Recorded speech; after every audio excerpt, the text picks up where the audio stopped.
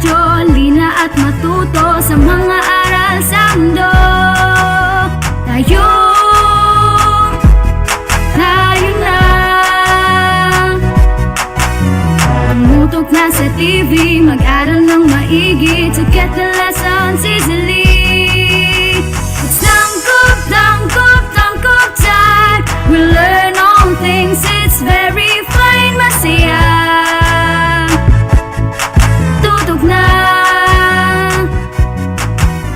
It's tangkop time. We learn all things, it's very fine, masaya.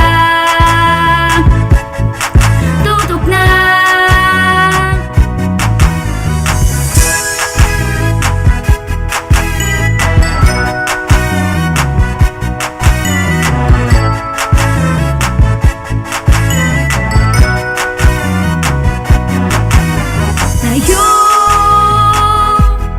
Tayo na.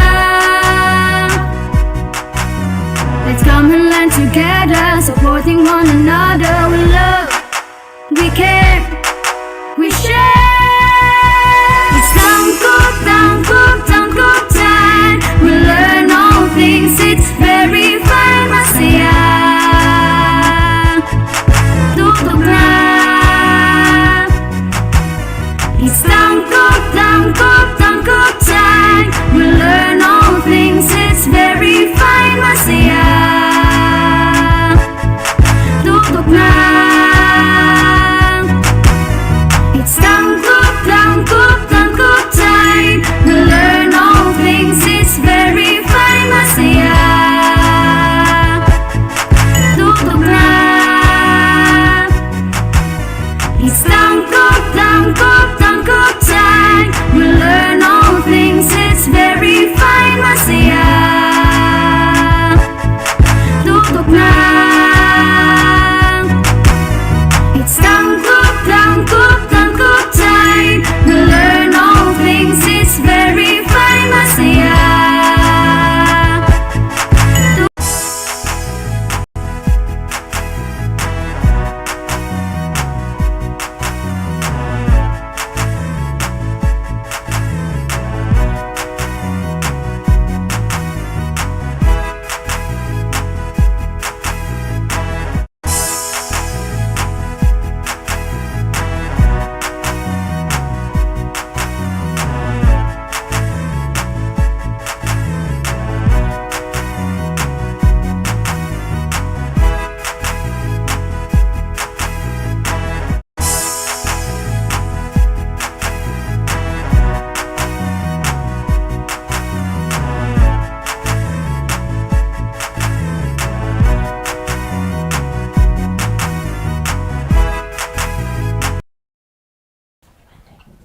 Happy Monday! Good morning to all our elementary learners who are watching via FB Live at DepEd Tayo Tanggub and Astral Academy. I am Teacher Ford, gikan sa Balok Elementary School. Ako usab si Teacher Divine, gikan sa Tanggub City Central School. Ug ako si Teacher Nice, gikan sa Balok Elementary School. And we are your Teacher Facilitators for today. Good morning, Ma'am Nice. Good morning, Teacher Good morning, Joyford, Ma'am Teacher Divine. Divine. So Good today morning. is Monday, March 21, 2022. And of course, we will be discussing topics from grade 1 to grade 6. Sa grade 1, ang subject karon is health. Sa grade 2, ang subject karon mo ang Filipino. Sa grade 3, ang subject mao ang science. Sa grade 4, Filipino. Sa grade 5, mathematics. Sa grade 6, naamoy duha ka subject for today mao ang mathematics and TLE. Let's see our topics for today. Okay, sa grade 1 health, ang topic is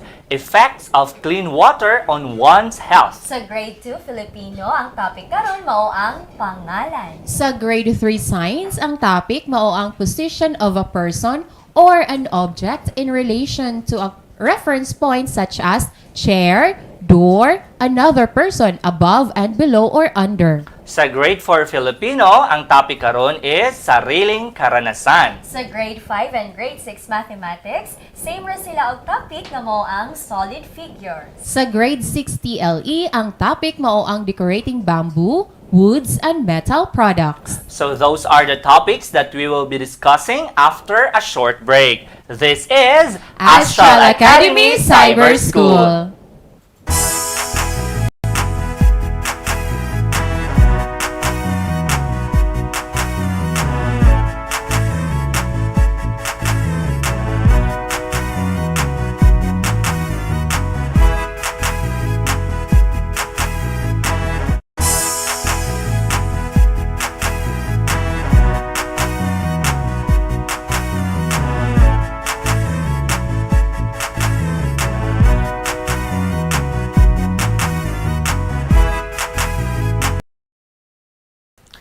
And we are back, still here in Astral Academy Cyber School. Live gyapon ta karon sa Astral Academy og DepEd Tayo Tanggob Facebook page.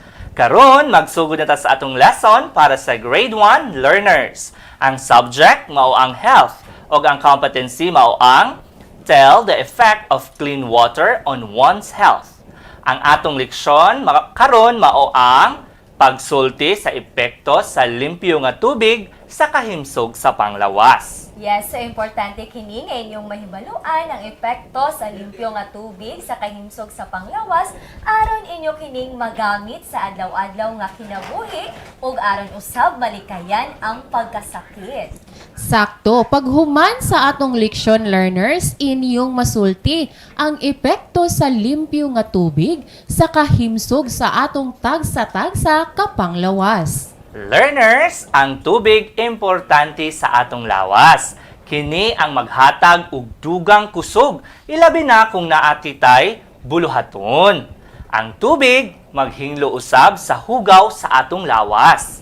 Yes, so ang pag-inom og tubig og limpyo nga tubig makahatag sa lain-laing epekto nga makatabang sa atong panglawas. Kinahanglan na makainom kita og 8 ka baso na tubig pataas aron malikay kita sa sakit ug mapabiling himsog ang atong panglawas. Sakto gid ka, Teacher Divine. Karon learners, mao kini ang mga epekto sa pag-inom og limpyo nga tubig. Una nga epekto mao ang makalimpyo sa lawas. Ikaduha, malayo ka sa sakit. Ikatulo, dili ta ma-dehydrate. Ikaupat, makatabang sa pagpanindot sa atong panit. Ikalima, makatabang sa kidney. Ikauno, makatabang nga makalibang kada adlaw. Ang ikapito, mapabiling normal ang temperatura. Karon teachers and learners, ato nang natun-an ang pagsulti, atong tun-an ang pagsulti sa epekto sa limpyo nga tubig sa kahimsog sa panglawas. Atong basahon ang musunod nga mga pahayag. Kini nga mga pahayag inyo usab makit-an diha sa inyong screen. Ang una nga pahayag mao ang tubig makatabang nga dili kita ma-dehydrate. Nagsulti ba kini sa epekto sa pag-inom og limpyo nga tubig sa atong lawas, Teacher Ford? Yes. So Teacher Nice, di ba kung magbuhat tag mga buluhaton, dayon sington ta? Uhawon pagyud, ilabi na kung init kaayo ang panahon.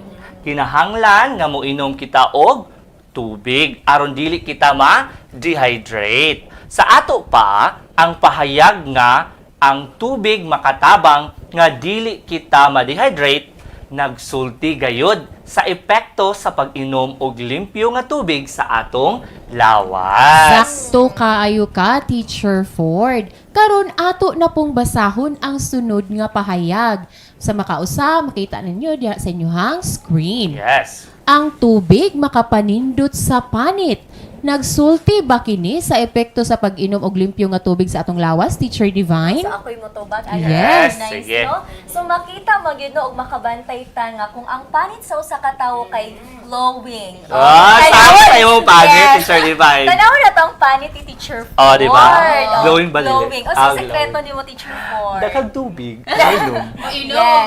So, usa na siya sa rason nga Yes. nung koanta ka ng glowing ang atohang skin. Sa ato pa, ang ikaduhang pahayag nga, ang tubig makapanindot sa panit, nagsulti sa epekto sa pag-inom og limpyong tubig sa atong lawas. Sakto ka, Teacher Divine. Learners, uban lamang kana sa mga epekto sa pag-inom og limpyong tubig sa atong lawas. Learners, mao kadto ang atong lesson para sa atong grade 1. Karon, stay tuned for more discussions after a short break. This is Astral Academy Cyber School.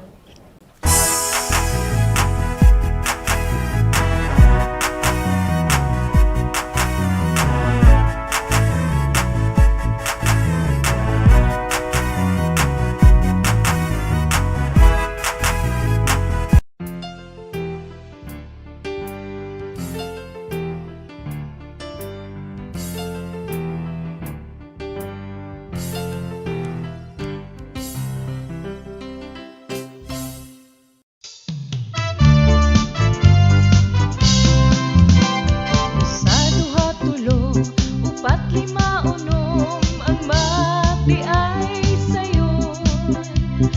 Sa duha tulo, upat lima unom, ang mati ay sayon. Addition o multiplication, subtraction o ang division. Problema dali ra sulbaron, kay ang mati ay sayon. Sa duha tulo, upat lima unom, ang mati ay sayon. Sa duha tulo, upat lima unom, ang mati ay sayon. Ang mati ay sayon.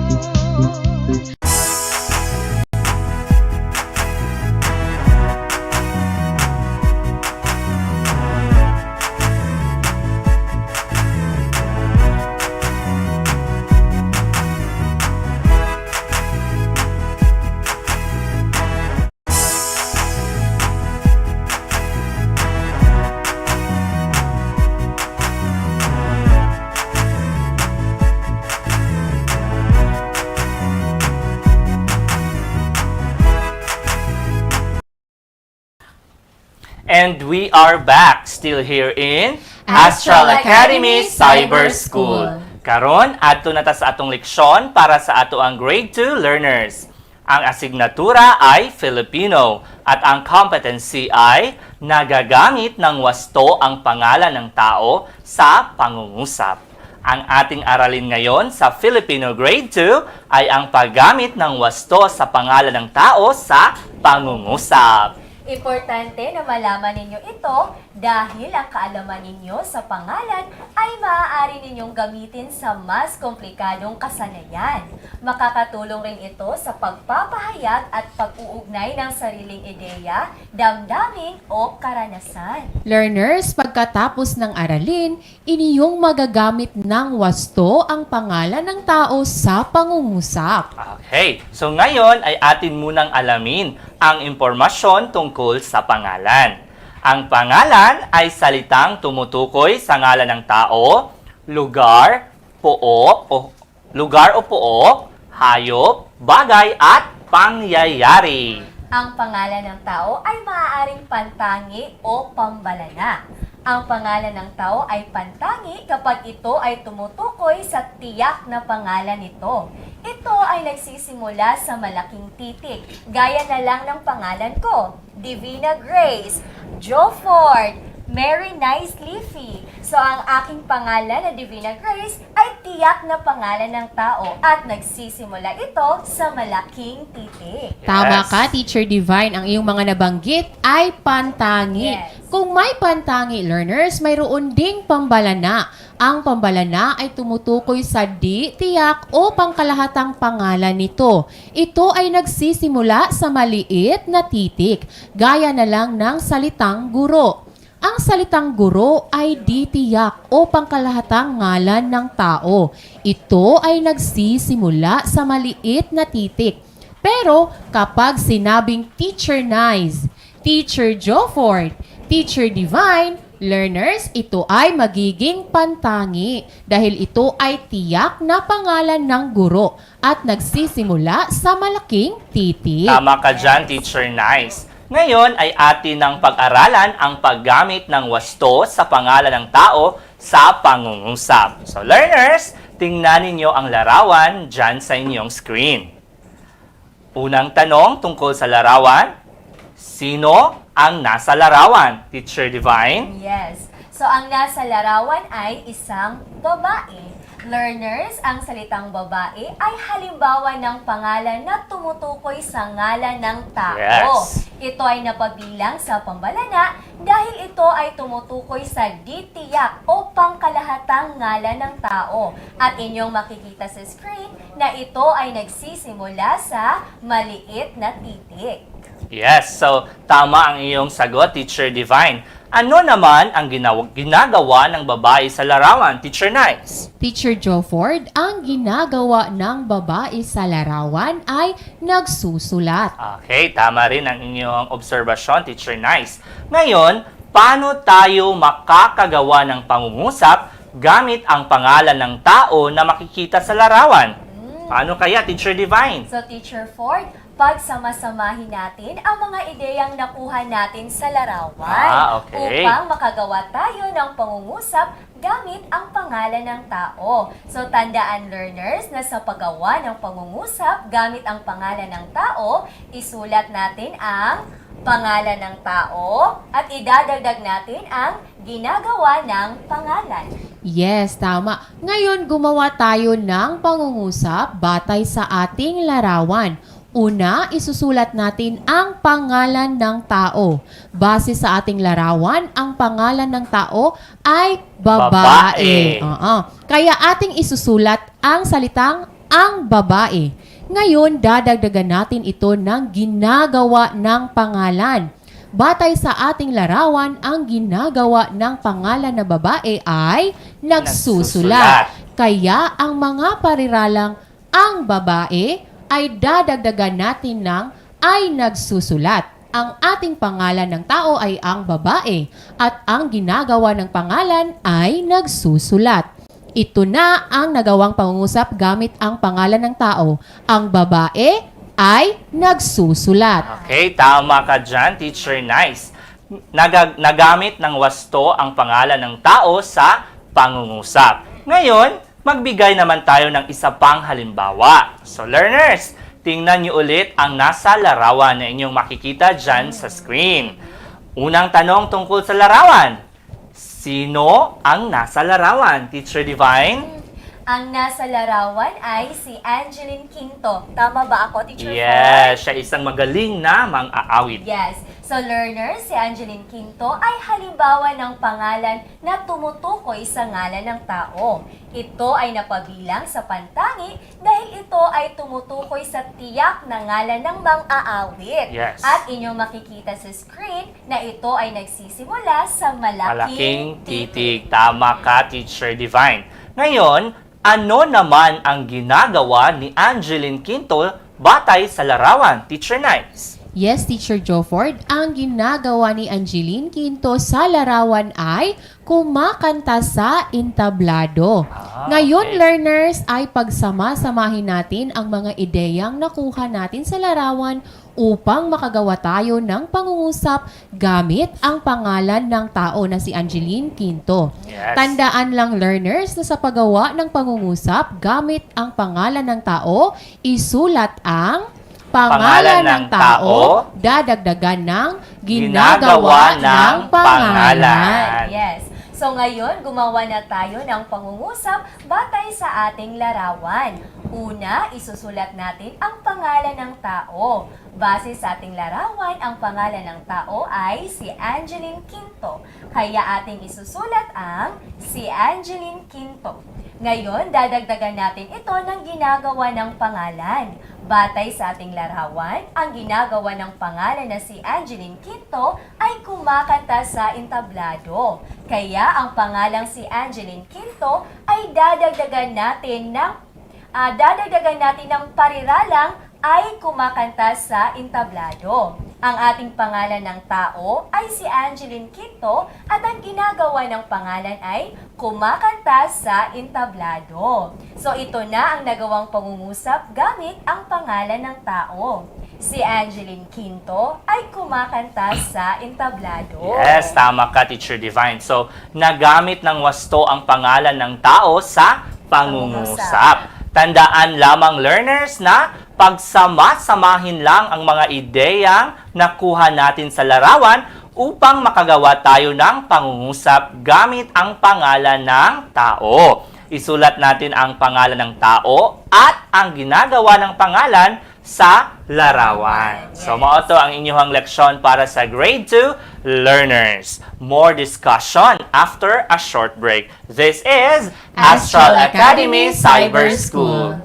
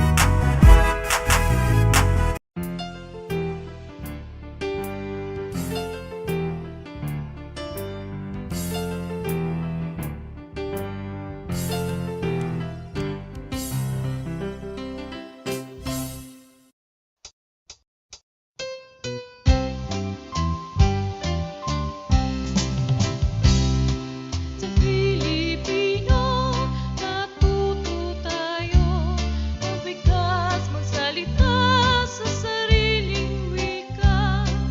Tula at kwento sa sariling bansa, tayo na mag-aral na tayo. A, B, C, D, E, F, G, H, I, J, K, L, M, N, N, ang O, P, R, S, T, Q, U, V, W, X, Y, and Z. Ha, ha, ha, hi, hi, hi, Sa Pilipino, matuto tayo mabigkas magsalita sa sariling wika. Tula at kwento sa sariling bansa, tayo na mag-aral na tayo. A, B, C, D, E, F, G, H, I, J, K, L, M, N, yan ang O, P, R, S, T, Q, U, V, W, X, Y, and Z. Ha, ha, ha, hi, hi, hi, Ha, ha, ha, hi, hi, hi, Ha, ha, ha, hi, hi, hi.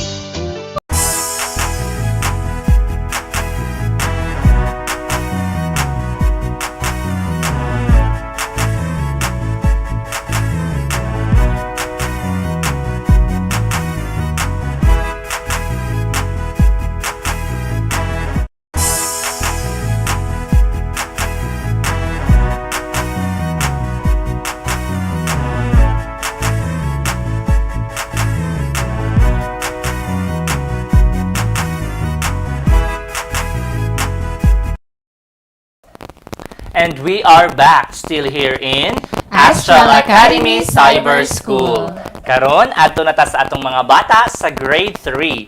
Ang subject mao ang science ug ang competency mao ang describe the position of a person or an object in relation to a reference point such as chair, door, or another person, above and below or under. So ang atong leksyon karon sa Science Grade 3 mao ang paghulagway sa nahimutangan o posisyon sa usa ka tawo o butang kung kini anaa sa ibabaw, ubos ug ilawom base sa iyang reference point. Yes. So, importante kaayo kini nga inyong makatunan aron inyong mahibaluan ang mga nahimutangan o posisyon sa usa ka tawo o butang base sa iyang reference point.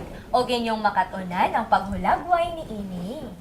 Inig human sa atong leksyon learners, iniyong mahulagway ang nahimutangan o posisyon sa usa ka tawo o butang kung kini anaa sa ibabaw, ubos ug ilalom base sa iyahang reference point. Yes, karon ato sang hibaluan kung unsa ang mga buot pasabot sa posisyon o reference point. So learners, ang posisyon ang tawag sa lugar diin nahimutang ang usa ka butang, hayop o tawo base sa butang nga gihimong reference point. So, ang reference point, mausab ang tawag sa usa ka butang o lugar nga gigamit nga basihan aron mahibaw-an ang posisyon sa usa ka butang, hayop o tawo. Karon teachers and learners, ato nang katunan ang paghulagway sa nahimutangan o posisyon sa usa ka tawo o butang kung kini anaa sa ibabaw, ubos ug ilalom base sa iyahang reference point.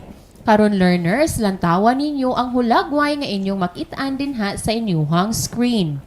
Atong ihulagway ang nahimutangan sa iro base sa iyahang reference point. Ang reference point mao ang lamisa. So learners, diha inyong makita sa hulagway nga ang atong reference point mao ang lamisa. So mao ka na ang atong basihan sa nahimutangan o posisyon sa iro.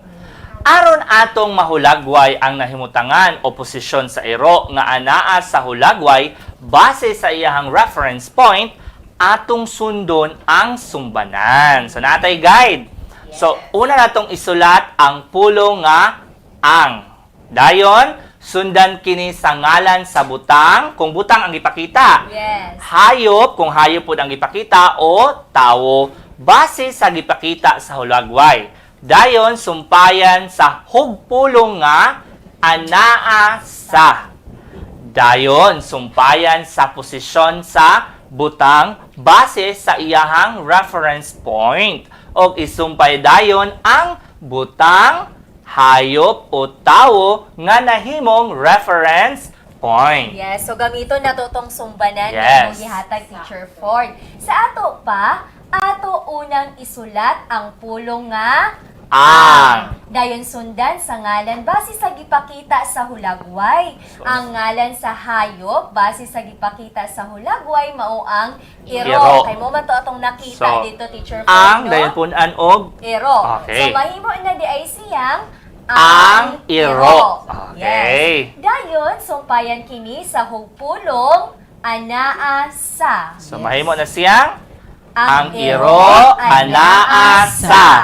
Okay. Yes. Dayon dungagan sa posisyon sa hayop base sa iyahang reference point. So ang posisyon sa hayop base sa iyahang reference point mao ang Ilalom. So mahimo na dayong ang iro anaa sa ilalom. Dayon sumpayan sa butang hayop o tawo nga nahimong reference point. So unsa may reference point ginato ganiha? Yes, so base sa gipakita sa hulagway, ang atong reference point mao ang lamisa. Okay, so mahimo na siyang ang iro Yes. anaa sa ilawom sa lamisa. So atong gisumpay ang mga pulong ug hugpulong nga atong nasulat pinaagi sa sumbanan Yes. para atong mahulagway ang nahimutangan o posisyon sa iro base sa iyahang reference point. O sa ganito Teacher Ford? Ang iro anaa sa ilalom sa lamisa. Okay, ato lang isumpay-sumpay tanan. Sakto, Okay. Teacher Ford and Teacher Divine. Karon learners, nahulagway na nato ang nahimutangan o posisyon sa iro base sa iyahang reference point. Ang iro anaa sa ilalom sa lamesa. Karon maghatag na pud taglain pa nga pananglitan. Yes. Learners, lang tawa ang hulagway nga makit-an ninyo diha sa inyuhang screen. Yes. Atong ihulagway ang nahimutangan sa langgam base sa iyahang reference point. So learners, diha inyong makita sa hulagway nga ang atong reference point mao ang kahoy. Okay, mao ka na ang atong basihan sa nahimutangan o posisyon sa langgam. Aron atong mahulagway ang nahimutangan o posisyon sa langgam nga anaa sa hulagway base sa iyang reference point, ato gihapon nga sundon ang sumbanan. Una, isulat ang pulong nga ang. Sundan sa ngalan base sa gipakita sa hulagway. So ang ngalan sa hayop base sa gipakita sa hulagway mao ang langgam. So mahimo na kining ang langgam. Dayon, sumpayan kini og sa hugpulong nga anaa sa. So mahimo na dayong ang langgam anaa sa. Dayon, dugangan sa posisyon sa hayop base sa iyahang reference point. So inyong makita dira sa hulagway nga ang posisyon sa hayop base sa iyahang reference point mao ang ibabaw. Siya sa ibabaw. So mahimo na dayong ang langgam anaa sa ibabaw. Okay. Dayon, sumpayan sa butang hayop o tao nga nahimong reference point. Unsa gito tong reference point gaganiha? So base sa hulagway no ang ato ang reference point mao ang Kahoy. So mao na tong last nga isumpay. So mahimo na dayong ang langgam anaa sa ibabaw sa kahoy. Okay. So atong isumpay ang mga pulong ug hugpulong nga atong nasulat pinaagi sa sumbanan aron atong mahulagway ang nahimutangan o posisyon sa langgam base sa iyahang reference point. So mao na din ni atong final answer. Ang langgam anaa sa ibabaw sa kahoy. Yes, okay. sakto ka, Teacher Ford, no? Klaro kaayo learners, no? Kang kinahanglan yun nga mo follow ta sa sumbanan. Yes. Nahulagway na ang posisyon o nahimutangan sa langgam base sa iyahang reference point. Baliko na to, no? Mahimo na siyang ang langgam anaa sa ibabaw sa kahoy. Learners, sunda lang ninyo ang sumbanan nga gihatag, ha? Okay, so maokad to ang atong leksyon para sa grade 3 learners. We will be back after a short break. This is Astral Academy Cyber School.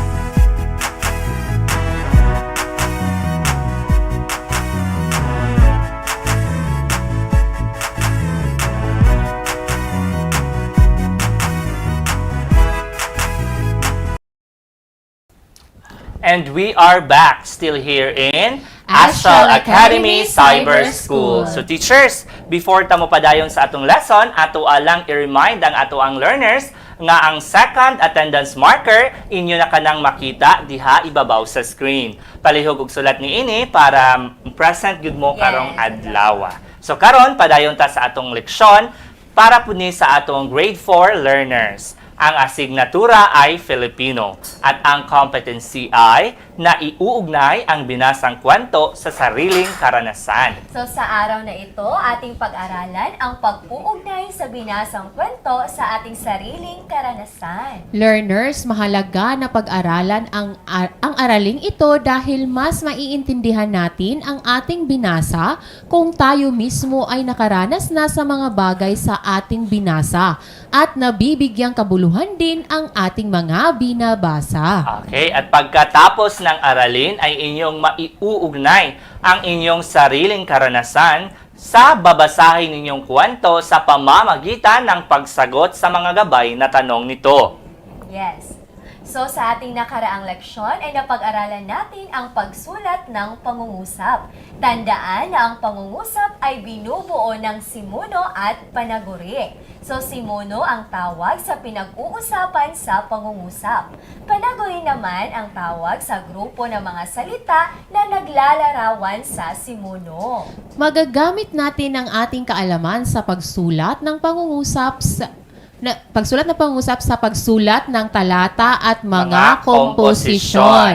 Ngayon ay pag-aralan natin ang pagsulat ng ating karanasan batay sa nabasang kwento. Okay, so ang ating sariling karanasan ay sitwasyon kung saan ikaw mismo ay nakaranas ng mga bagay na tinutukoy o di kaya ay pinagdadaanan mo talaga ang mga bagay na tinutukoy. So may iba't ibang karanasan sa bawat sitwasyon.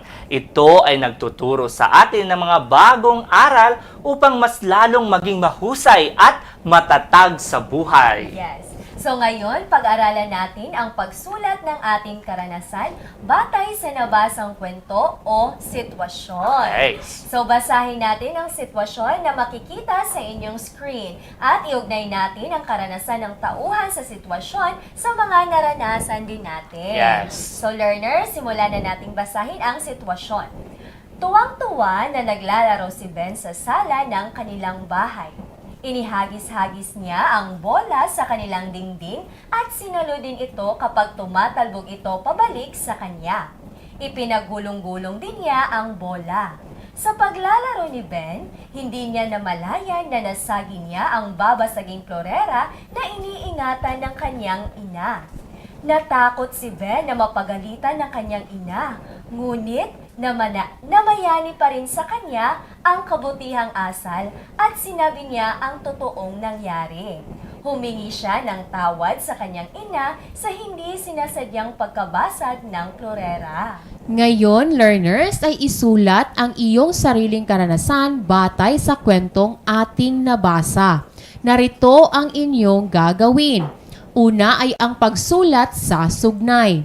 Sa pagsulat ng iyong sariling karanasan batay sa nabasang kwento, ang unang isusulat ay ang sugnay na katulad ng sa kwento. Maaari ring gamitin ang mga sumusunod na paunang salita, gaya ng naranasan sa kwento, noong nakaraan, at noong isang taon. Okay, so yun ang una nating isusulat. Susunod nating gagawin ay ang pagsagot sa mga tanong. Okay, so kapag naisulat mo na ang sugnay, ay isusulat mo na kung anong karanasan mula sa kwento ang naranasan mo rin sa pamamagitan ng pagsagot sa mga tanong upang iyong maisulat ang pagkakaugnay ng iyong sariling karanasan sa nabasang kwento. So, ang unang tanong, naranasan mo rin bang makabasag ng gamit ng hindi sinasadya gaya ni Ben, Teacher Divine? So ang sagot mo base sa aking karanasan Yes. ay naranasan ko na rin ang makabasag ng gamit na hindi sinasadya. Okay. So pangalawang tanong, anong gamit ang iyong nabasag? So, ang gamit na aking nabasag ay picture frame. Okay, so picture frame pala. So, Kang Ben is Florera, Florera. Okay, so pangatlong tanong, bakit kaya ito nabasag? So, nabasag ang picture frame dahil naglalaro ako sa aming sala, Teacher Ford. Okay, so pero hindi mo yon Sinasadya, sinasadya. oo. Okay. So ang pang-apat na tanong, ano ang iyong ginawa nang mabasag ito? Tumakbo ka ba? Nagtago ka ba? Ano kaya yung ginawa mo? Ay, Teacher Ford, sinabihan ko si nanay tungkol sa nangyari at humingi rin ako ng Ah, paumanhin. you're so honest, Teacher Oo, Divine. Noong batang-bata pa ako talaga, Teacher Okay, Ford. so Salamat, Oo. Teacher Divine, no, sa pag-share ng iyong karanasan. Ngayon, balik tayo sa ating kwento. Ngayon, ang gagawin natin is ang pagsulat ng sariling karanasan batay sa nabasang kwento. Pagdugtungin natin ang sugnay at ang sagot sa mga tanong upang Yes. maisulat ang sariling karanasan batay sa nabasang kwento. Kanisya learners ha, katunan nita ng mga gipang tubag ni Teacher Divine. Base sa question. Yes, tama. Babasahin ko, learners. Gaya ni Ben sa kwento, naranasan ko na rin ang makabasag ng gamit ng hindi sinasadya. Nabasag ko ang picture frame sa aming sala. Nabasag ko ang picture frame dahil naglalaro ako sa sala. Sinabihan ko si nanay tungkol sa nangyari at humingi ng paumanhin. Okay, so ngayon mga bata, nakasulat na tayo ng ating sariling karanasan batay sa ating kwentong binasa kanina. Okay, so maokad to ang inyong leksyon para sa mga bata sa grade 4. Stay tuned because we will be back after a short break. This is Astral Academy Cyber School.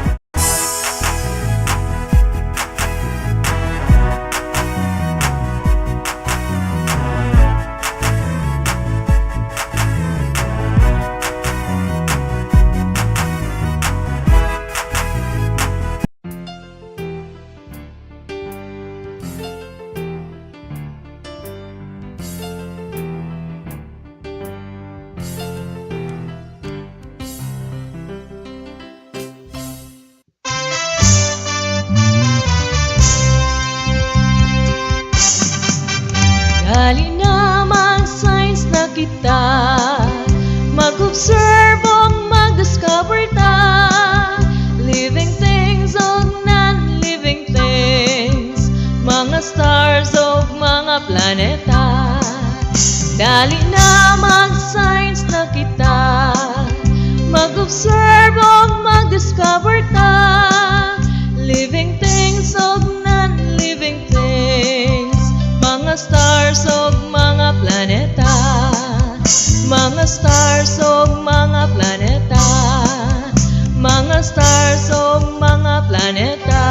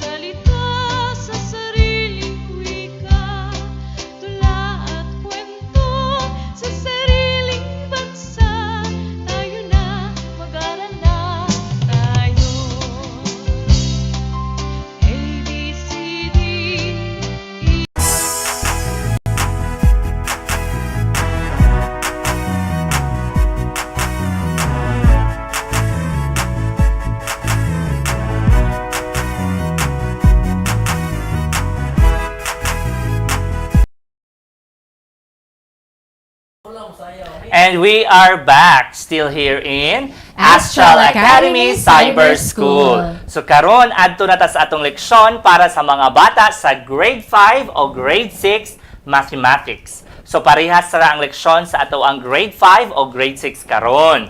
Ang subject is mathematics ug ang competency mao ang draw the different solid figures: prism, pyramid, cube, cylinder, cone, and sphere. So today in Mathematics Grade 5 and Grade 6, we will learn how to draw solid figures. It is important to learn these lessons so that you will understand solid figures, their appearance, and how they are formed.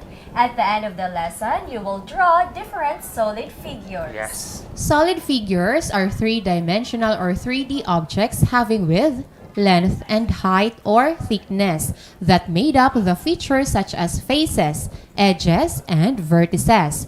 Face refers to any single flat surface of a solid object. Edge or side is a line segment on the boundary joining one vertex or corner point to another. Vertex is a point where two or more lines meet. It is a corner and the point of intersection of edges. For example, a rectangular prism. Inyo kanang makitaan diha sa inyong screen ang iyang vertex, edge, and face. Yes. So in the model, all the flat surfaces that form rectangle shapes are the faces of the rectangular prism. All in all, a rectangular prism has 6 faces. The edge is the individual line segment drawn. When they are connected, they form faces and vertices of the solid figures. So rectangular prism has 12 edges.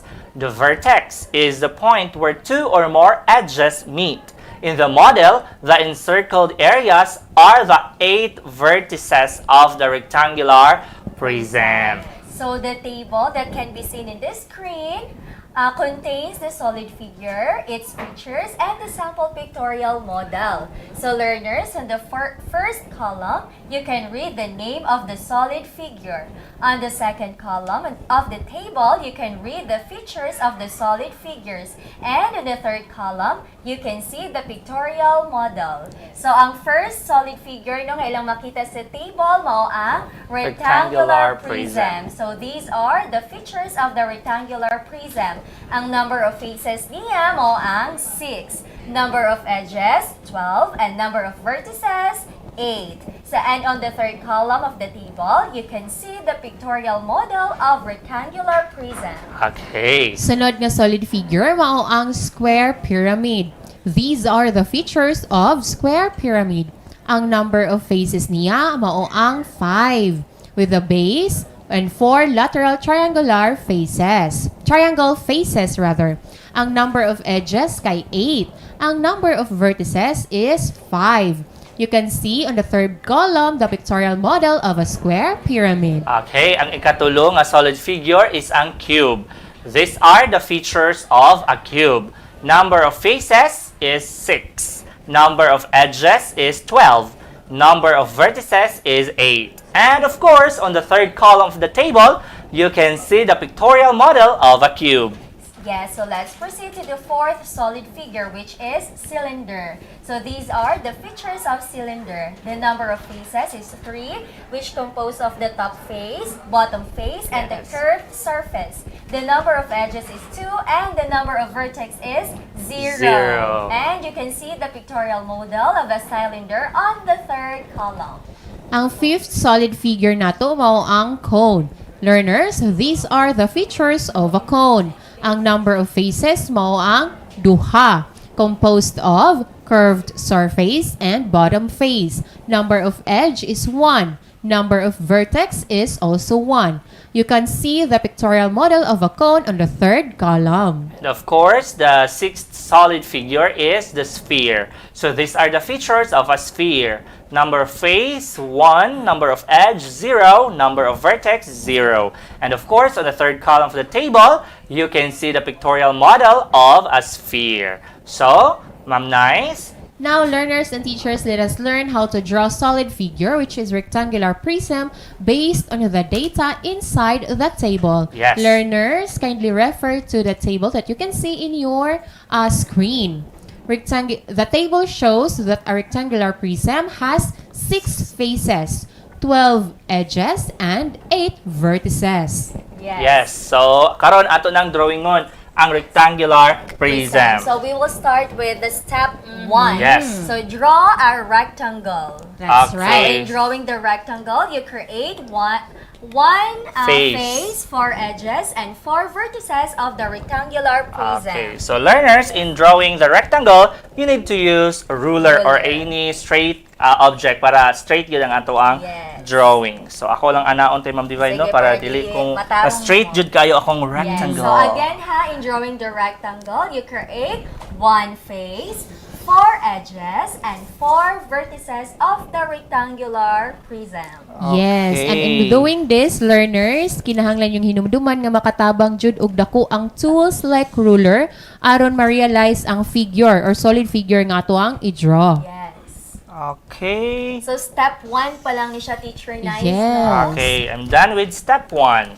Atong ipakita Yes. sa atong learners.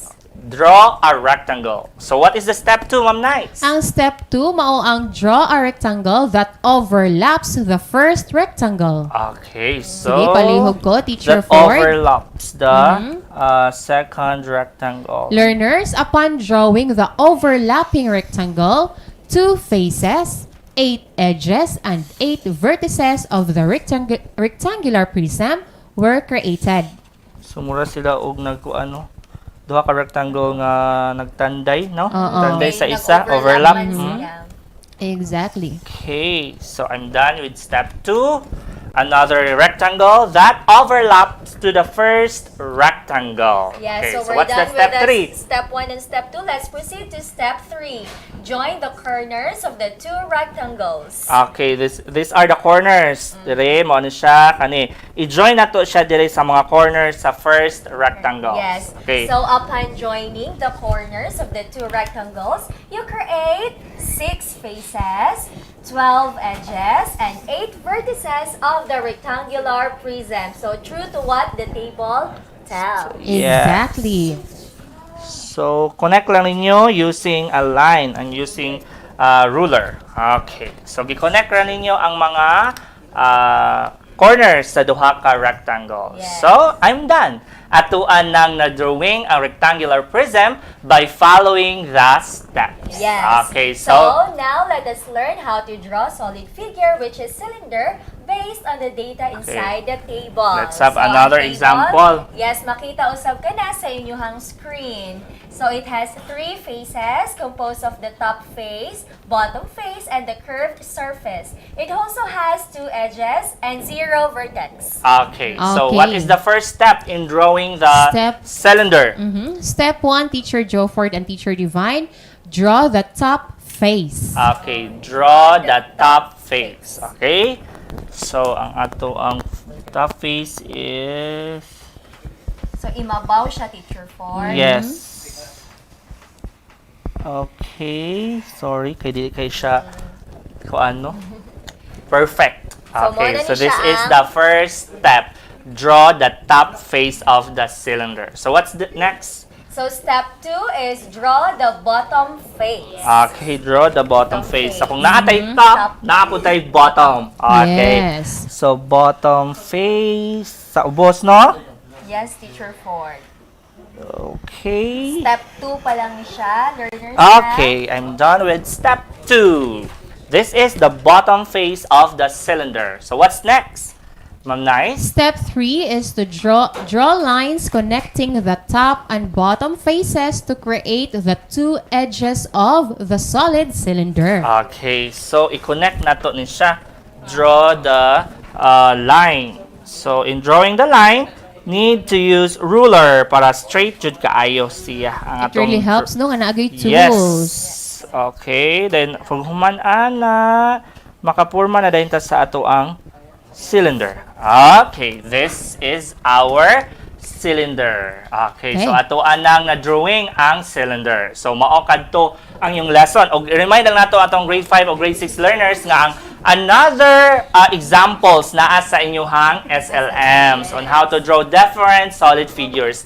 Try to scan, read, and study Yes. lang pod. So mao Yes. kadto ang inyong lesson para sa ato ang grade 5 and grade 6 mathematics. Karon padayon ta sa atong lesson para sa ato ang grade 6. So duha day ka subject ang grade 6 ron. Yes. Ang ikaduha is ang TLA.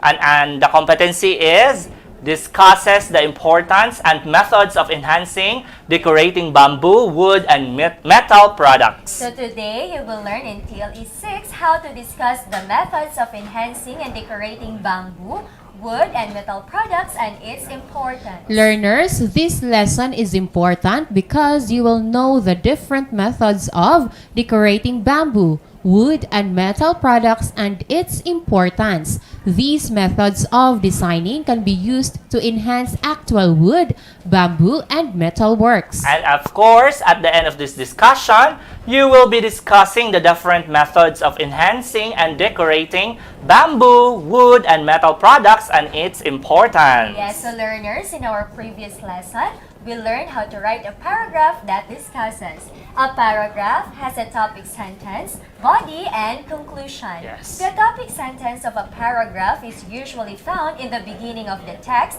which tells about the topic.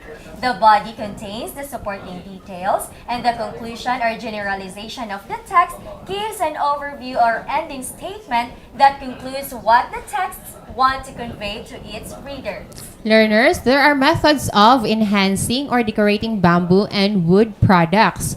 Wood turning, hand carving, pyrography, flocking, inlaying, gilding, staining, and painting. Okay, so metal craft enhancing techniques. So these are the techniques. First, engraving, etching, adding metal enhancing media, texturing, and embossing. Yes.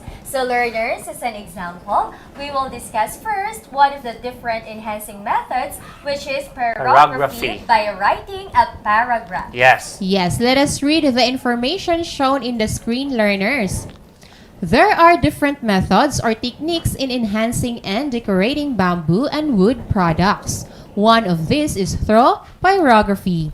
This method of designing is done through burning designs on bamboo and wood with heated tools or fire. There are tools used in pyrography such as wood burning pan, sandpaper, wet paper towel, carbon paper, and tape. This method of enhancing the bamboo can create beautiful effects that enhance the natural beauty of the bamboo or wood. Okay, so learners, we learned that a paragraph has three parts, which are first, the topic sentence, second is the body, and the third one is the conclusion.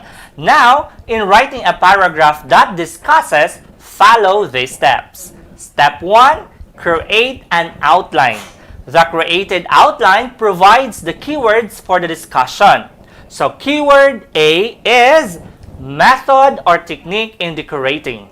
These keywords are the main thought expressed in the first and second sentences of the information that states there are different methods of technique or techniques in enhancing and decorating bamboo and wood products. One of this is through pyrography. Yes, so definition of the method and tools used is keyword B. Yes. These keywords are taken from the main thought of the third and fourth sentences that state this method of designing is done through burning designs on bamboo and wood with heated tools or fire. There are tools used in pyrography such as wood, burning pan, sandpaper, wet paper towel, carbon paper, and tape. Keyword C is the effects of the methods of designing to wood, bamboo, or metal products. These keywords are taken from the idea expressed in the fifth sentence that states, this method of enhancing the bamboo can create beautiful effects that enhance the natural beauty of the bamboo or wood. Okay, so that is the first step. Now let's proceed to step 2, which is to write the sentences based on the outline. A paragraph that discusses has three parts. Each of the part represents the outline. The topic sentence is the first part, which contains the method or technique in decorating or enhancing bamboo, wood, and metal products. So based on the information, one of the methods in decorating wood and bamboo is pyrography. This is our topic sentence because this is the idea expressed by keyword A. Yes. So the second part of the paragraph is the body.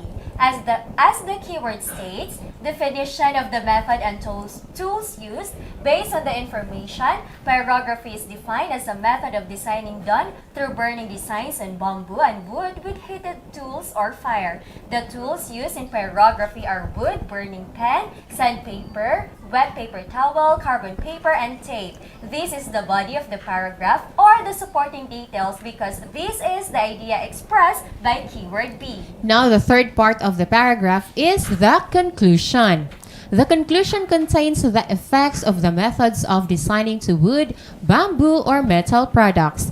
Based on the information, pyrography enhances and creates beautiful effects to the natural beauty of the bamboo or wood.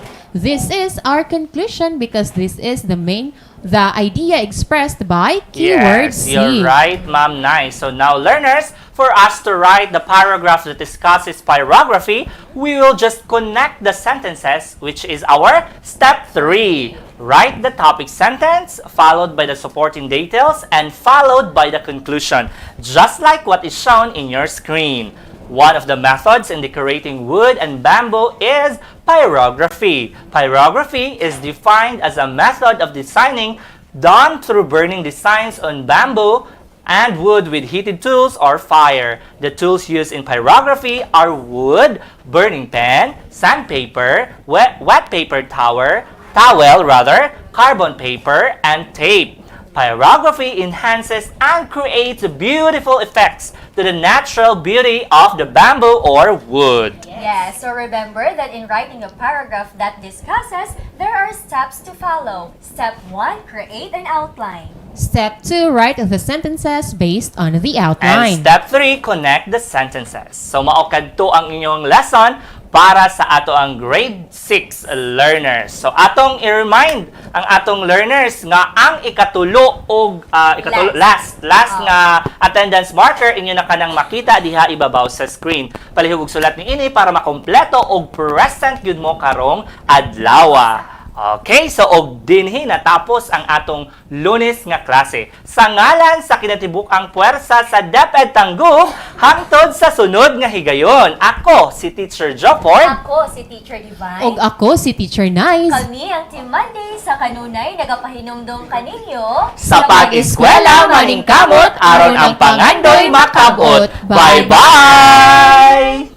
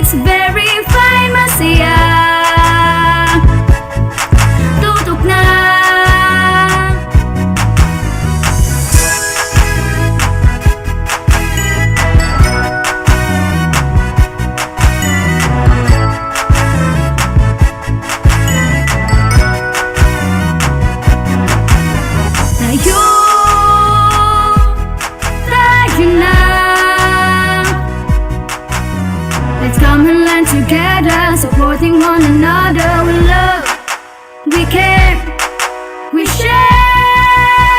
It's tangkop time. We learn all things, it's very fun. Masaya, tutok na. It's tangkop time. We learn all things, it's very fun. Masaya, tutok na. It's tangkop time. We learn all things, it's very fun. Masaya, tutok na. It's tangkop time. We learn all things, it's very fun. Masaya, tutok na. It's tangkop time. We learn all things, it's very fun. Masaya, tutok na. Tangkop time.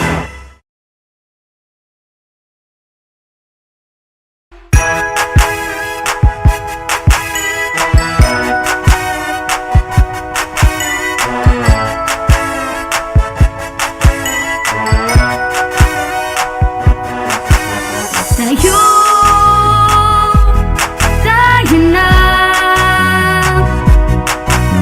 Buksan ang mga radyo, lina at matuto sa mga aral sa mundo. Tayo na.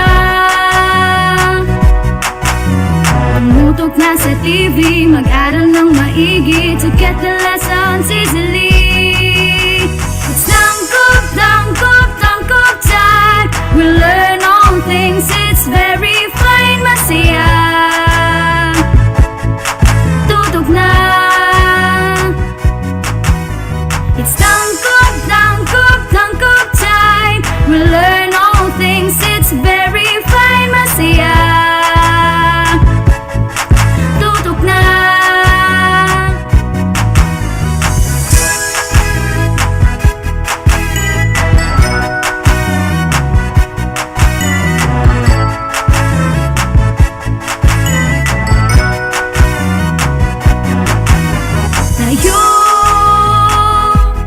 Tayo na.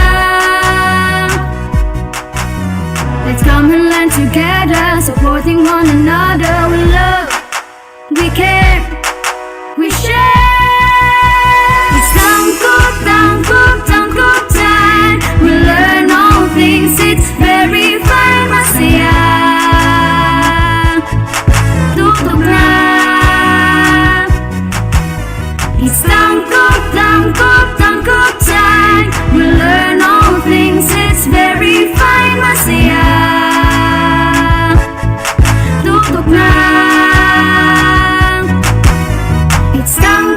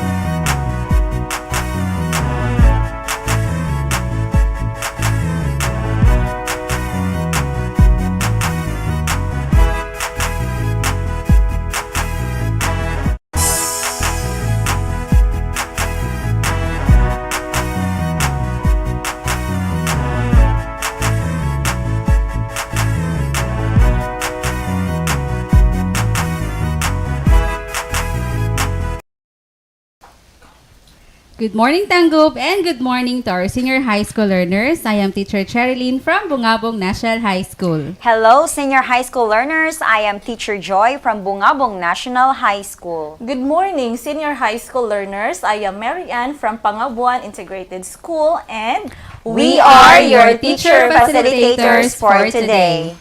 Good day, teachers. What an exciting Monday na punta karon and another beautiful day to learn and to explore. that's true, Ma'am Joy, because today marks the another week of the second semester of our senior high school learners. So last week, we discussed about reading and thinking strategies such as language use and mechanics. Agree, Maman. So another week comes another lesson for our subject, reading and writing, to be discussed here in Astral Academy with the topic text and context connections, and such as claims in written text and claims of fact. Yes, Ma'am Chai, with the learning competency, identify claims explicitly or implicitly made in a written text such as claims of fact. So, senior high school learners, at the end of the lesson, you will be able to identify claims explicitly or implicitly made in a written text, such as claims of fact. That's right, Ma'am Chai. So learners, remember, critical reading enables you to distinguish the explicit and implicit information provided by the author. So when we say explicit information, it is information that is clearly stated in the text. And implicit, on the other hand, are ideas suggested in the text but not directly stated. So this is where the ability to make inferences based on clues within the text is applied. Yes, ma'am. And through the proper identification of explicit and implicit information, the critical reader can properly evaluate the claims made by an author. So claims state the point or position of an author regarding a certain topic. The claim statement is further proven by supporting details from various resources and reliable evidence. Yes, Ma'am Joy. So, according to Johnson 2016, he gave the following characteristics of a good claims. So, a claim should be argumentative and debatable. It should be specific and focused.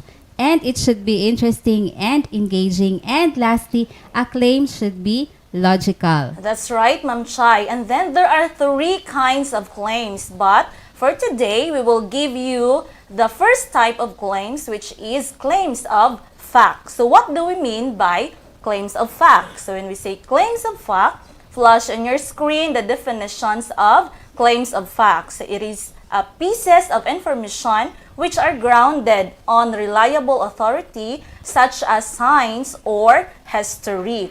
And claims of fact also, learners, relate to statements that can be easily verified and not dependent on a person's preferences.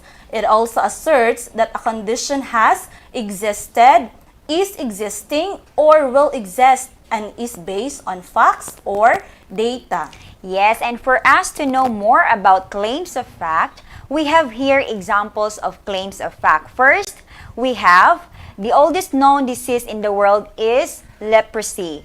Generally, obesity causes health problems. And the third one, the earth is warming rapidly. So those are few examples of claims of fact because those are pieces of information which are grounded and reliable authority such as science or history. And it is based on facts or data. So now, learners, for your activity, you are going to identify claims explicitly or implicitly made in a written text. Yes, so given the following claims of fact, identify whether it is an explicit information or implicit information of claims made in a written text.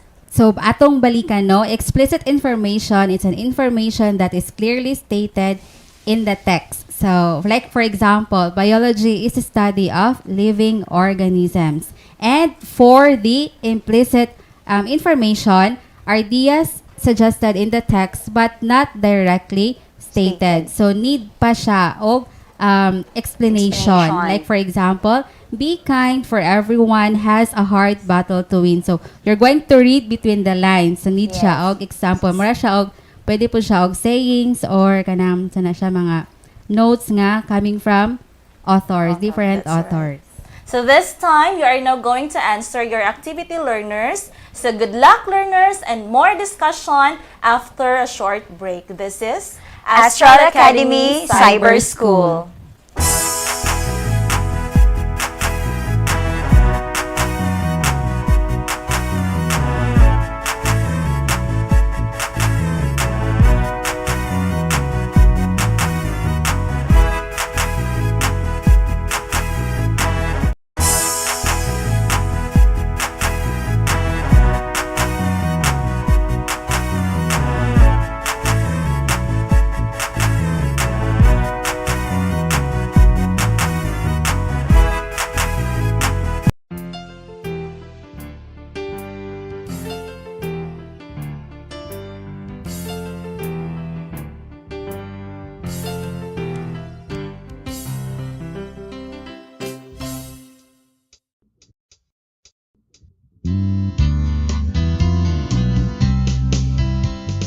This is the way we speak.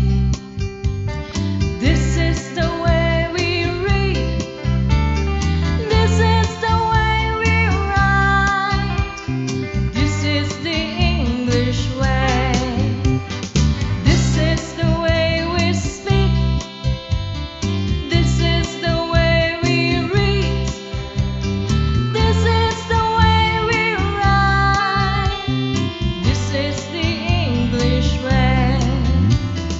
Come and learn to speak and write of the language of the world. Learn to understand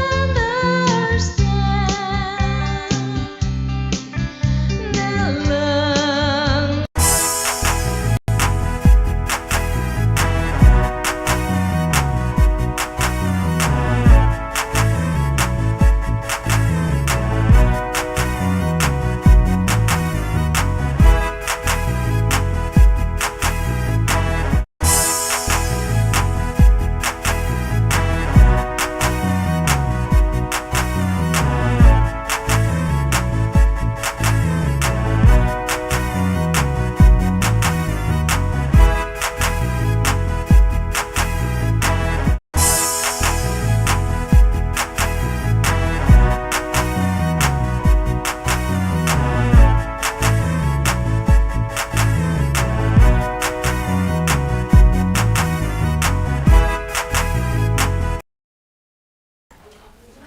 And we're back, learners, still here in Astral Academy Cyber School. Congratulations on making it this far in Introduction to the Philosophy of the Human Person.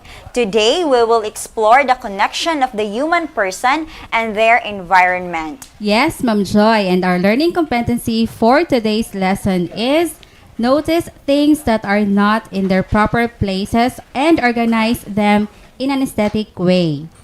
With the content, human person in their environment. That's right, Ma'am Chai. Since last week, learners, we evaluate our own limitations and the possibilities for transcendence. So this morning, we will learn on how to organize things that are not in their proper place in an aesthetic way. Yes, Ma'am Anne. To start with, let's have this quote by John Donne.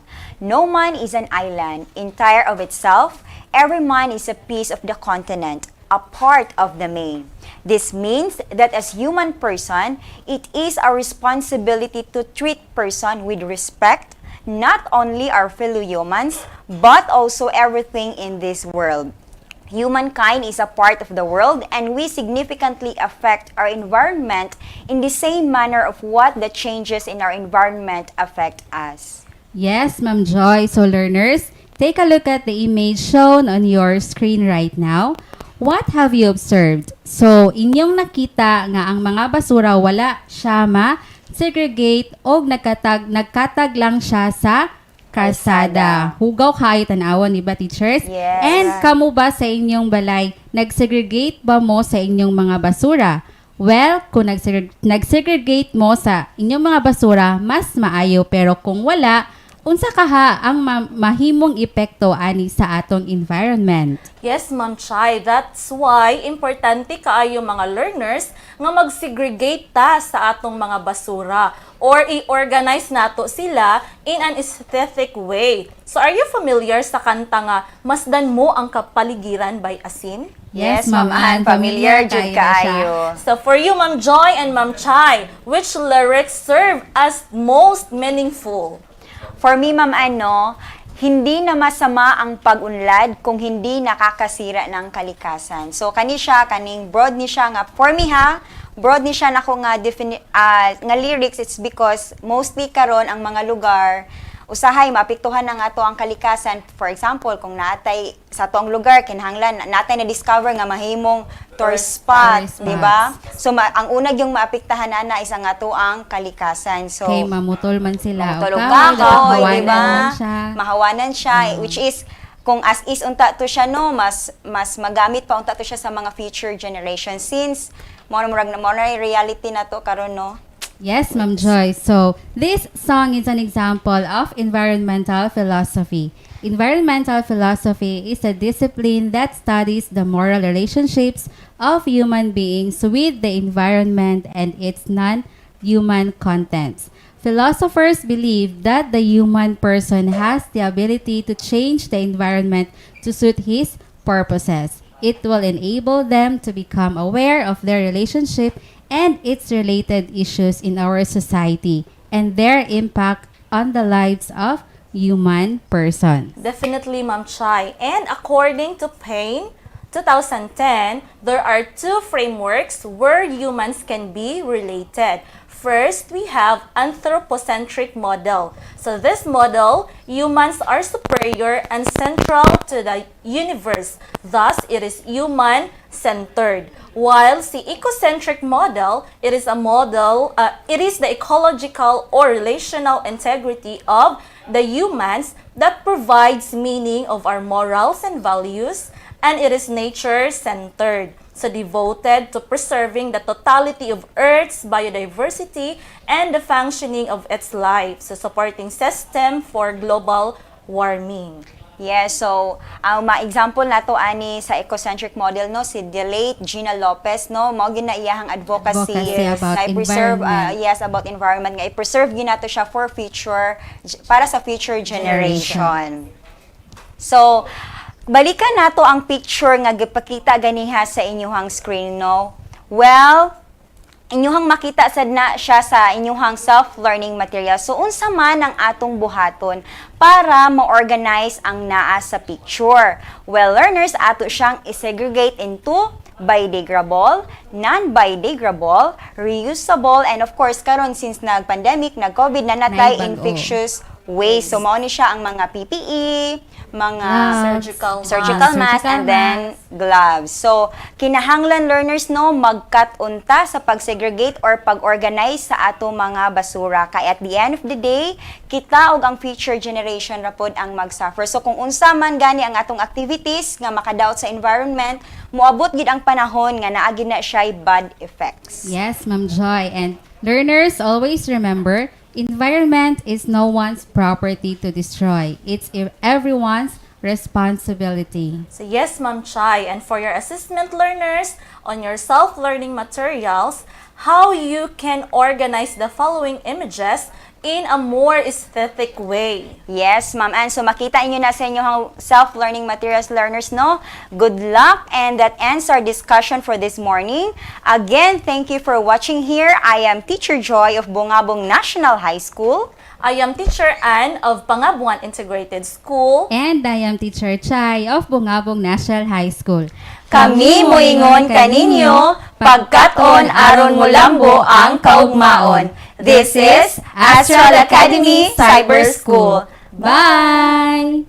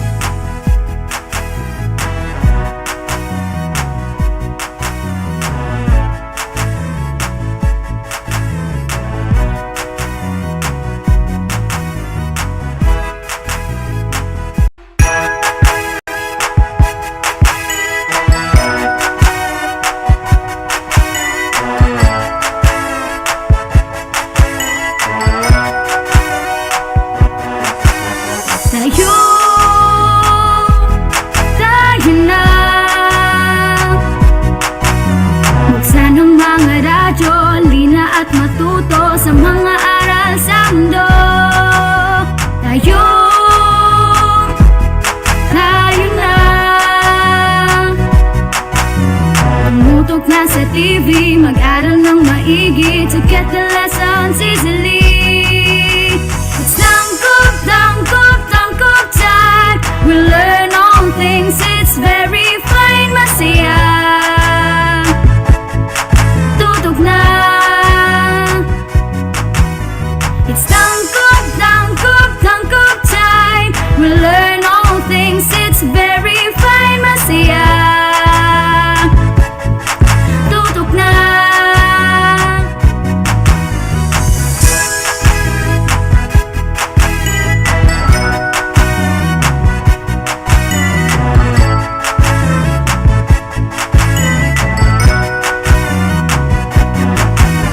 Tayo,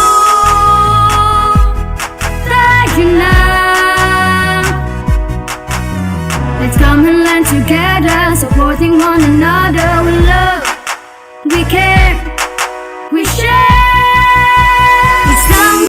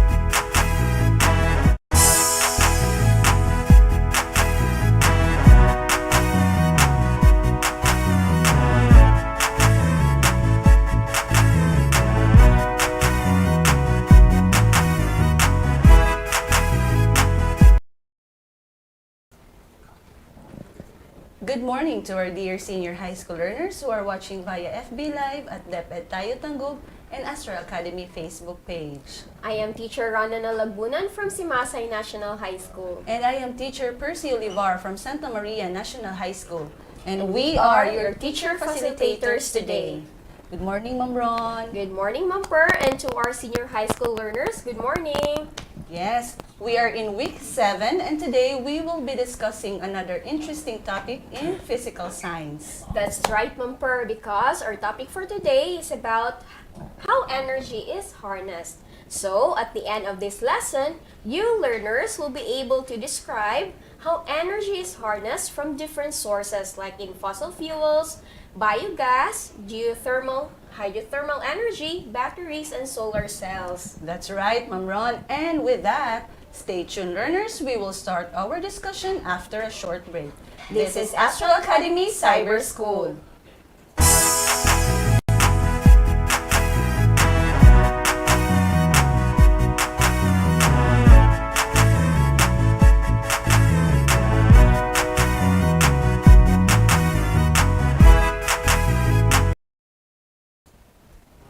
And we are back. Live gihapon ta diri sa DepEd Tayo Tanggob and Astral Academy Cyber School. Yes, ma'am. Live gihapon ta to discuss our lesson about how energy is harnessed. Yes. So learners, do you know that energy is the ability to do work or cause changes in matter?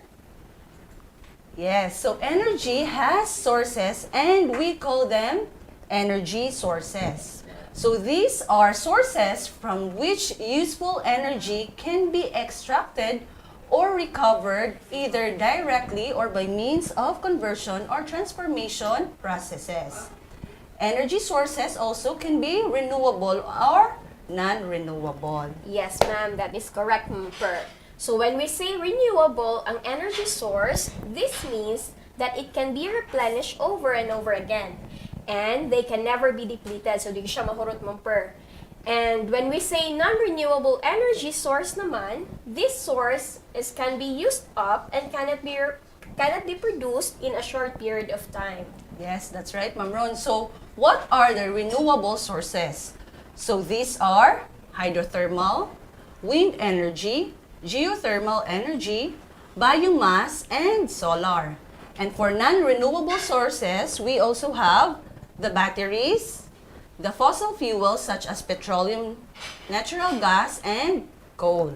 So these energy sources has also advantages and disadvantages. So let us check each one of the energy sources.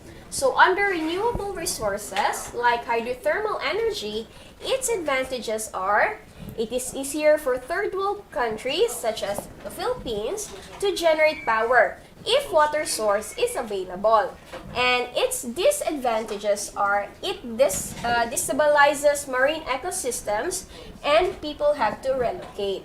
Another energy source is wind energy. Its advantages are it is a continuous source of energy, it is also a clean source of energy, and it does not add thermal burden of the earth.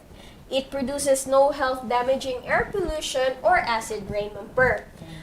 It also does not produce pollutants into the atmosphere. And through wind energy, land can be used to produce energy and grow crops simultaneously. It is also economical and it benefits local communities like giving jobs and revenue. However, wind energy has disadvantages like for most locations, wind power density is low and wind velocity must be greater than 7 miles per hour to be usable in most areas. And there are problems that exist in variation of power density and duration. So wind energy need better ways to store energy and it deals greatly in land consumption. So kailangan siyang mas lahog ng area, ani ma'am. Right, Ma'am Ron. And next source is geothermal energy. Its advantages are it has unlimited source of energy, it is a clean energy source, it is not dependent on weather conditions. However, geothermal energy has its disadvantages like installation is difficult and it is also limited to certain coastal areas. So some plants use lots of water which creates water pollution. So we also have another source, Ma'am Per, which is biomass. Its advantages are it has unlimited source, can be sustainable, and can be used for different purposes.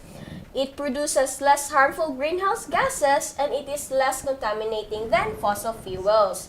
However, Ma'am Per, biomass takes a lot of space and not entirely clean. Expensive siya and not easily transported. So we also have our last energy source is the solar energy. Solar energy has advantages like it is unlimited and clean energy source siya. And it has low maintenance costs and it is transformed directly into electricity. However, solar energy has its disadvantages.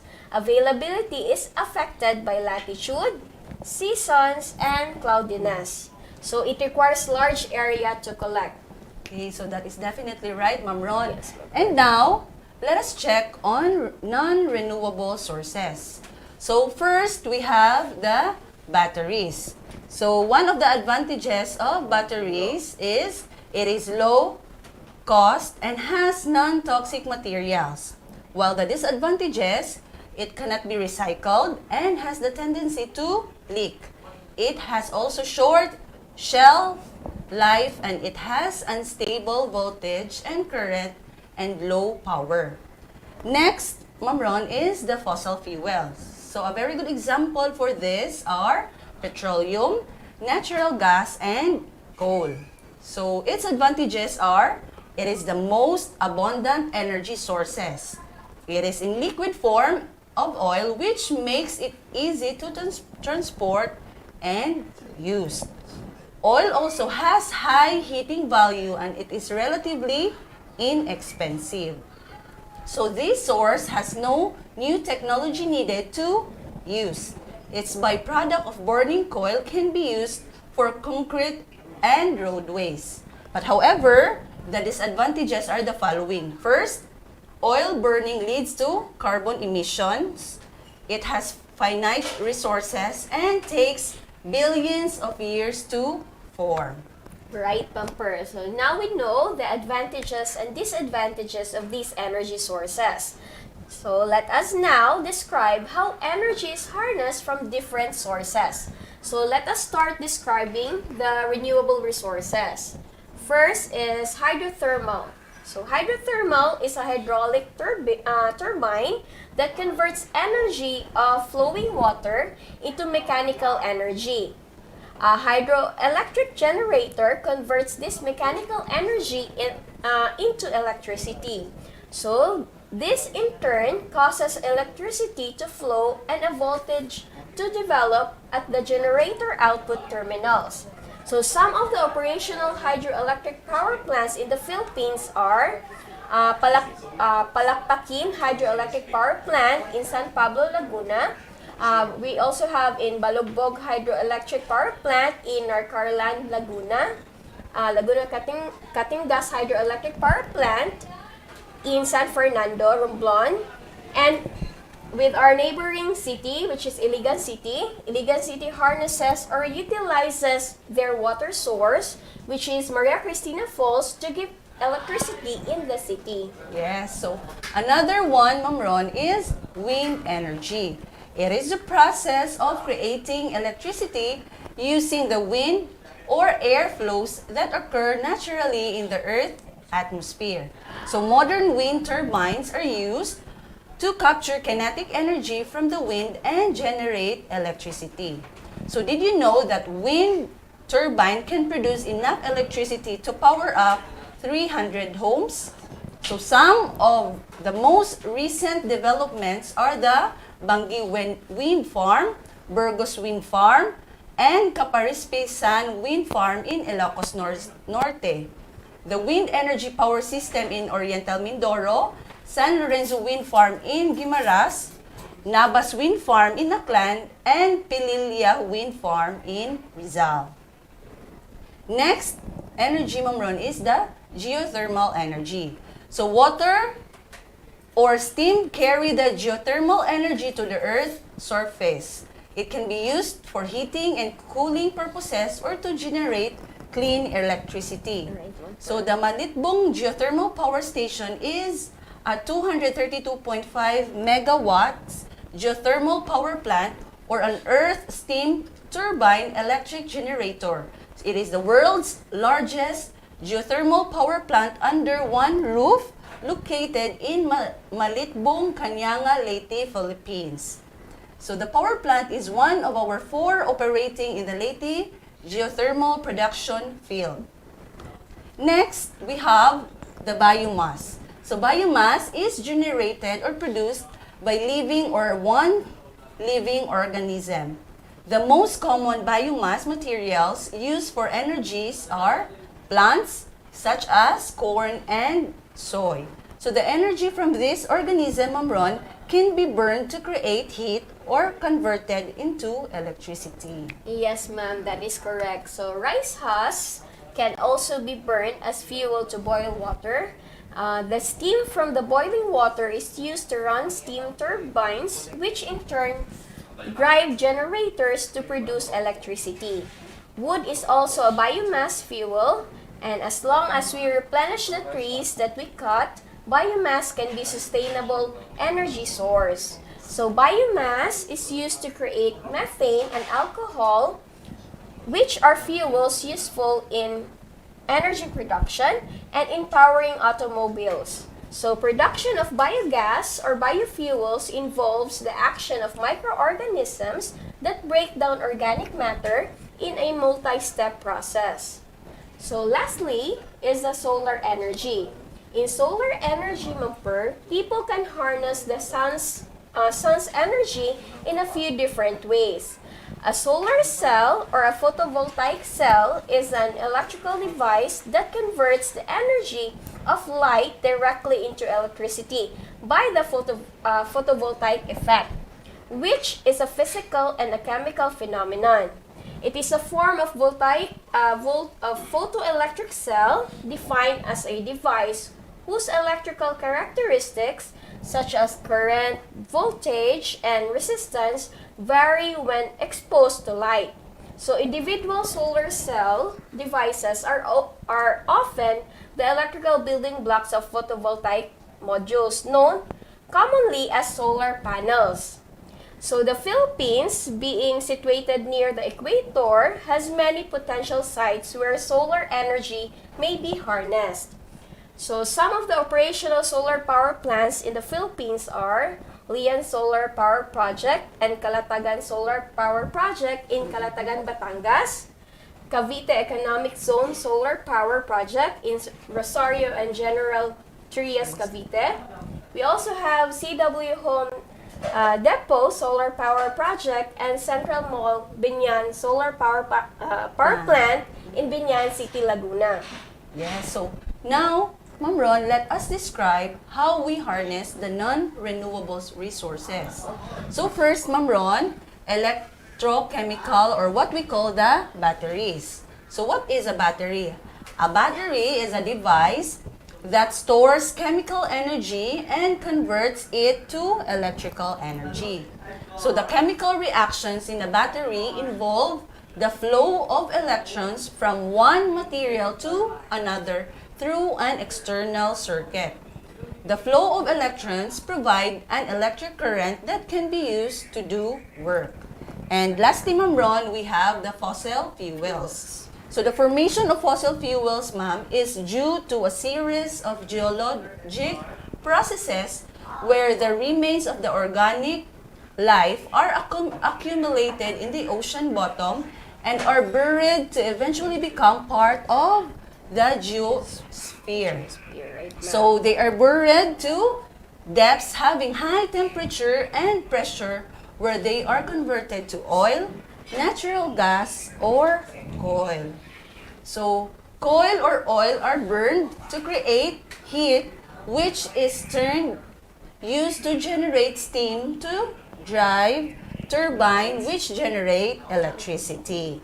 However, burning carbon-based fuels produces large amounts of carbon dioxide, which drives chemical change. So here in the Philippines, Ma'am Ron, around 69% of our electricity is derived from fossil fuels like coal, oil, natural gas, and biomass. So power plants burn fossil fuels, and the heat generated during this process is used to turn water into steam, and this turns the turbines. So now we are done describing how energy is harnessed from different sources. More discussion after a short break. This is Astral Academy Cyber School.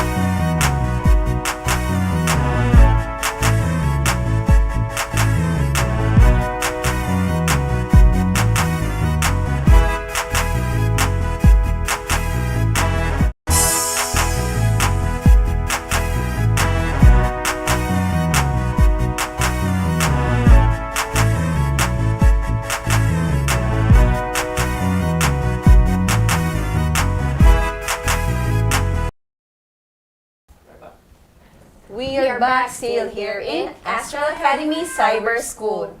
So, Ma'am Per, when we are asked to describe how energy is harnessed from different sources, that means it is asking if how different sources of energy being utilized or made use of. That is correct, Ma'am Ron. Like how hydrothermal energy is being harnessed or utilized. So to answer that, Ma'am Per, hydrothermal energy captures energy of falling water to generate electricity. A turbine converts the kinetic energy of falling water into mechanical energy. Then a generator converts the mechanical energy from the turbine into electrical energy. So that is correct, ma'am. So another one is how about fossil fuel? So to harness fossil fuels, this will be burned to create heat, which is in turn used to generate steam to drive turbines which generate electricity. So that is right, Ma'am Per. And with our discussion today, I'm sure our learners are now able to describe how energy is harnessed from different sources, like in fossil fuels, biogas, geothermal, hydrothermal, batteries, and solar cells. Yes. So learners, it's time for your activity. Please answer the activity given in your printed self-learning material. To the senior high school learners, please check the first attendance marker on the top of the screen.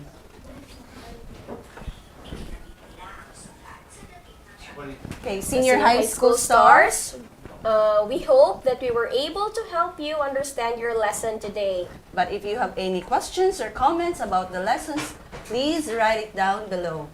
So, learners, keep in mind nga lisod man ang panahon karon, padayon lang Japon sa pagkaton. Shine Tangob Stars! So this has been Teacher Percy Olivar from Santa Maria National High School.